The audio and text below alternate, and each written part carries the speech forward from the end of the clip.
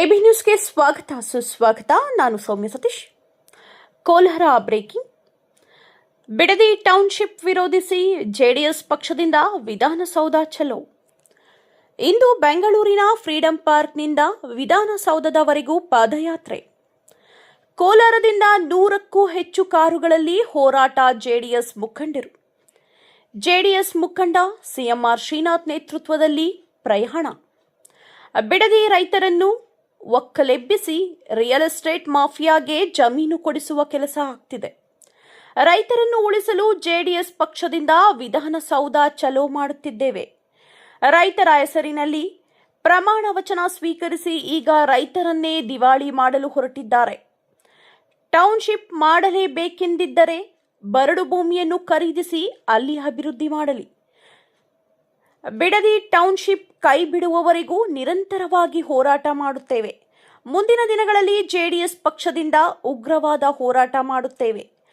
JDS ಮುಖಂಡ CMR Srinath ಎಚ್ಚರಿಕೆ.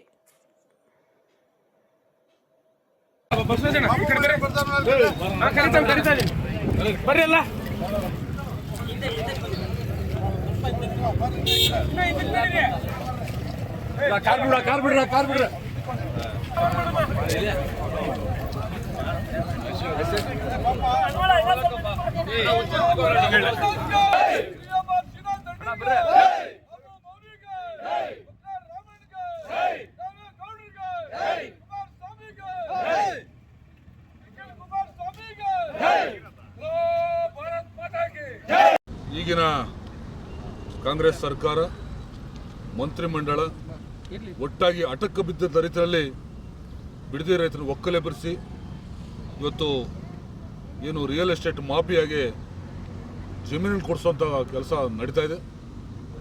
ಇದು ಉದ್ದೇಶ ನಿಮ್ಗೆ ಅರ್ಥ ಆಗ್ತದೆ. ಇನ್ನೊಂದು 20 ತಿಂಗಳಲ್ಲಿ ಚುನಾವಣೆ ಬರ್ತದೆ. ಅದಕ್ಕೆ ಹಣ ಕ್ರೋಢೀಕರಿಸಬೇಕಾಗಿರೋದ್ರಿಂದ ಏನು ಆ ಒಂದು ವ್ಯವಹಾರಗಳನ್ನು ಭೂ ವ್ಯಾಪಾರಕ್ಕೆ ಇಳಿದಿರ್ತಕ್ಕಂಥದ್ದು ದುರಂತ. ಇವತ್ತು ನೀವೆಲ್ಲ ನೋಡಿರ್ಬೋದು, ಕಳೆದ 9-10 ಅನ್ನೋದು ಏನು ನಿಗದಿಯಾಗಿತ್ತು ಬಿಡದಿಯಿಂದ ಪಾದಯಾತ್ರೆ ವಿಚಾರದಲ್ಲಿ, ಅದಕ್ಕೆ ಎಲ್ಲಿ ಈ ಹೋರಾಟ ಮುಂದಿನ ಸರ್ಕಾರಕ್ಕೂ ಅಥವಾ ಇವರು ಕಾಂಗ್ರೆಸ್ ಪಕ್ಷಕ್ಕೂ ತೊಂದರೆ ಆಗ್ತದೆ ಅಂತೇಳಿ 2 ದಿನಕ್ಕೆ ಸರ್ಕಾರದ ಜಿಲ್ಲಾ ಆಡಳಿತ ಬಳಸ್ಕೊಂಡು ಏನು 2ನೇ ದಿನಕ್ಕೆ ಮುಟ್ಕೊಳಿಸ್ತಕ್ಕಂಥ ಪ್ರಯತ್ನ ಮಾಡಿದರು. ಅದು ಮುಂದುವರೆದ ಭಾಗವಾಗಿ ಇವತ್ತು 18ನೇ ತಾರೀಕು ನಾವೆಲ್ಲ ಏನು ನಮ್ಮ ಪಕ್ಷದ ವರಿಷ್ಠರ ಆದೇಶದಂತೆ 18ನೇ ತಾರೀಕು ಇವತ್ತು ಬೆಂಗಳೂರು ನಗರದಲ್ಲಿ ಫ್ರೀಡಂ ಪಾರ್ಕಿಂದ ವಿಧಾನಸೌಧಕ್ಕೆ ಪಾದಯಾತ್ರೆ ಹೋಗ್ತಕ್ಕಂಥ ಒಂದು ಕಾರ್ಯಕ್ರಮ. ಅದಕ್ಕೆ ಇದು ರಾಜಕೀಯ ಉದ್ದೇಶ ಅಲ್ಲ. ಇದಿರ್ತಕ್ಕಂಥದ್ದು ರೈತರು ಉಳಿಸ್ತಕ್ಕಂಥ ಪ್ರಾಮಾಣಿಕ ಪ್ರಯತ್ನದಲ್ಲಿ ಕೋಲಾರ ವಿಧಾನಸಭಾ ಕ್ಷೇತ್ರದ ಸಮಸ್ತ ರೈತರು, ಕೂಲಿ ಕಾರ್ಮಿಕರು ಎಲ್ಲರೂ ಕೂಡ ಒಟ್ಟಾಗಿ ಸ್ವಯಂ ಪ್ರೇರಿತವಾಗಿ ಇವತ್ತು ದಿವಸ ಭಾಗವಹಿಸಿಕೊಂಡಿದ್ದೀವಿ. ಇದು ಅಲ್ಲಿ ಏನು ನಮ್ಮ ವರಿಷ್ಠರು ಎಲ್ಲ ನಮ್ಮ JDS ಮತ್ತು BJP ಮೈತ್ರಿ ಎಲ್ಲ ಪ್ರಮುಖರು ಅಲ್ಲಿ ನಡೆದಿರ್ತಾರೆ. ಅಲ್ಲಿಂದ ಪಾದಯಾತ್ರೆ ಮೂಲಕ ಒಂದು ಸಂದೇಶವನ್ನು ಕೊಡ್ತಕ್ಕಂಥದ್ದು. ಇದು ರೈತರ ಹೆಸರಲ್ಲಿ ಏನು ನೀವು ಪ್ರಮಾಣ ವಚನ ಸ್ವೀಕಾರ ಮಾಡ್ತೀರಿ, ರೈತರನ್ನ ಇವತ್ತು ದಿವಾಳಿ ಮಾಡ್ತಿದ್ರಿ, ಏನು ಅವರನ್ನು ಒಕ್ಕಲೆಬ್ಬಿಸ್ತಕ್ಕಂಥ ಕೆಲಸ ಮಾಡ್ತೀರಿ, ಇದಕ್ಕೆ ನಮ್ಮ ವಿರೋಧ ಇದೆ. ನಿಮಗೆ ಆ ಥರದ್ದೇನಾದರೂ ಅಂಥ ಒಂದು ಟೌನ್ಶಿಪ್ ಮಾಡಬೇಕು, ಅಭಿವೃದ್ಧಿ ಮಾಡ್ತಕ್ಕಂಥ ನಿಜವಾದಂಥ ಕಾಳಜಿ ಇದ್ದರೆ, ಏನು ನಮ್ಮ ತಾಲೂಕು ಅಧ್ಯಕ್ಷರು ಹೇಳಿದಂಗೆ ಅನೇಕ ಬರಡು ಪ್ರದೇಶಗಳಿದ್ದಾವೆ, ವ್ಯವಸಾಯಕ್ಕೆ ಯೋಗ್ಯ ಅಲ್ಲುವಂಥ ಜಮೀನುಗಳಿದ್ದಾವೆ, ಅದನ್ನು ನೀವು ಅದನ್ನು ಕೊಡಿಸುವಂಥ ಕೆಲಸ ಮಾಡಿ ಅದ್ರ ಮೂಲಕ ನೀವು ಅಭಿವೃದ್ಧಿ ಮಾಡಿ. ಉದಾಹರಣೆ ಹೇಳ್ಬೇಕಾದ್ರೆ ನಮ್ಮ ಜಿಲ್ಲೆಯಲ್ಲಿ, ಕೋಲಾರ ಜಿಲ್ಲೆಯಲ್ಲಿ ಇವತ್ತು KGF ಅಂತ ಒಂದು ಕ್ಷೇತ್ರ, ಅಲ್ಲಿ ನೀವು ನೋಡಿರ್ಬೋದು 1000 ಎಕರೆ ಸರ್ಕಾರಿ ಭೂಮಿನೇ ಇದೆ. ಅಲ್ಲಿ ವ್ಯವಸಾಯ ಮಾಡೋಕ್ಕಾಗದಂಥ ಪರಿಸ್ಥಿತಿಗಳಿರ್ತಕ್ಕಂಥದ್ದು. ಜೊತೆಗೆ 16,000 ಜನ ಪ್ರತಿನಿತ್ಯ ರೈಲಿಂದ ನಾವು ಬೆಂಗಳೂರಿಗೆ ಏನು ವಲಸೆ ಹೋಗ್ತಾ ಇದ್ದಾರೆ, ಏನು ಕೂಲಿ ಹರಿಸ್ಕೊಂಡು, ಅಂದರೆ ನಮ್ಮ ಉದ್ಯೋಗ ಹರಿಸ್ಕೊಂಡು.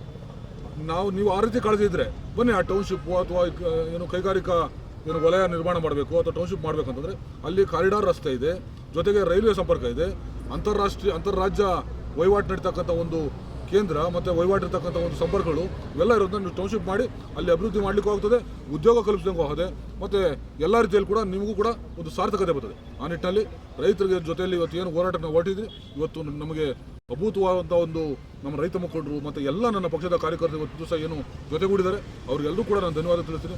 ಏನು ಇವತ್ತು ಬಂದಿದ್ದಾರೆ ಬಿಡದಿ ರೈತ ಜೊತೆಗೆ ಸಮಸ್ತ ಕೋಲಾರ ಜೊತೆಯಾಗಿ ಸಮಸ್ತ ನಾಡಿನ ರೈತರು ಅವ್ರ ಜೊತೆ ಇದ್ದಾರೆ. ಅದನ್ನು ಕೈ ಬಿಡೋವರೆಗೂ, ಬಿಡದಿ ಟೌನ್ಶಿಪ್ ಆ ಒಂದು ಪ್ರಾಜೆಕ್ಟ್ ಕೈ ಬಿಡೋವರೆಗೂ ನಾವು ನಿರಂತರವಾಗಿ ಏನು ಹೋರಾಟ ಮಾಡ್ತಿದ್ವಿ.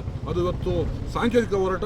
ಇದೇನು ಕೈ ಬಿಡಲಿಲ್ಲ ಅಂದರೆ ಉಗ್ರ ಹೋರಾಟ, ದೊಡ್ಡ ರಾಜ್ಯಾದ್ಯಂತ ದೊಡ್ಡ ಮಟ್ಟದ ಒಂದು ಹೋರಾಟ ಇಟ್ಕೊಳ್ಳಿಕ್ಕೆ ಏನು ವರಿಷ್ಠರು ಆದೇಶ ಮಾಡಿದರೆ ಆ ಪ್ರಕಾರ ನಾವು ಸಿದ್ಧರಿದ್ದರೆ ಅದ್ರ ಮೂಲಕ ನಮ್ಮ ಭೂಮಿ, ನಮ್ಮ ಹಕ್ಕು ಅನ್ನೋ ಒಂದು ದಿಶೆಯಲ್ಲಿ ನಮ್ಮ ರೈತರ ಭೂಮಿನ ಉಳಿಸೋ ರೀತಿಯಲ್ಲಿ ಪ್ರಾಮಾಣಿಕ ಪ್ರಯತ್ನ ನಾವು ಮಾಡಲಿಕ್ಕೆ ಹೊರಟಿದ್ವಿ. ಅದಕ್ಕೆ ಸಹಕಾರ ಕೊಟ್ಟಂತ ಎಲ್ಲರೂ ಕೂಡ ನಾನು ಧನ್ಯವಾದ ತಿಳಿಸ್ತೀನಿ. ಎಲ್ರಿಗೂ ಶುಭವಾಗಲಿ. ನಮಸ್ಕಾರ.